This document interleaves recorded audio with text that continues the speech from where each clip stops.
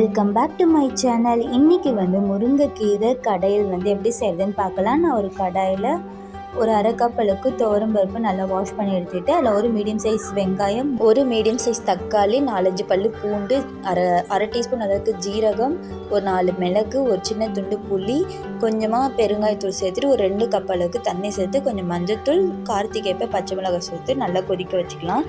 பருப்பு வேகிற வரைக்கும் கொதிக்க வச்சுக்கலாம். சப்போஸ் தண்ணி பத்தலைன்னா கொஞ்சம் தண்ணியும் சேர்த்துக்கலாம். இப்போ பருப்பு நல்லா வெந்துடுச்சு. இப்போ இதில் நான் ஏற்கனவே வாஷ் பண்ணி வச்சுருந்தேன் முருங்கைக்கீரையை சேர்த்துக்கலாம். முருங்கைக்கீரையை சேர்த்துட்டு நம்ம உடனே கலந்து விடக்கூடாது. அதுவாக அந்த பருப்புலேயே அடங்கும் போது நம்ம கலரணும்.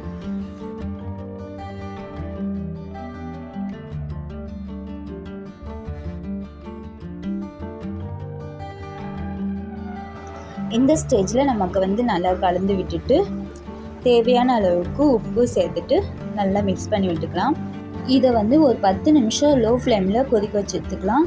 இப்போ கலர்லாம் நல்லா மாறிடுச்சு, முருங்கைக்கீரையும் நல்லா வெந்துடுச்சு. இப்போ இதை தாளிச்சிக்கலாம். ஒரு தாளிப்பானில் எண்ணெய், கடுகு, ஜீரகம், உளுத்தம்பருப்பு, ஒரு 4-5 பல் நான் பூண்டை நல்லா தட்டி சேர்த்துருக்கேன். ஒரு 2 காஞ்ச மிளகாய் நல்லா கிள்ளி சேர்த்துட்டு கொஞ்சமாக பெருங்காயத்தூள் சேர்த்து நம்ம அந்த கீரையில் சேர்த்துக்கலாம்.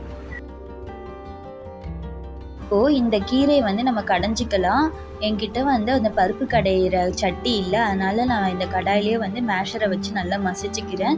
உடம்புக்கு தேவையான இரும்பு சத்து, கால்சியம், விட்டமின் பி இது எல்லாமே இந்த முருங்கைக்கீரையில் இருக்குது. ரொம்பவும் ஹெல்த்தியான முருங்கைக்கீரை கடையில் ரெடி ஆகிடுச்சு.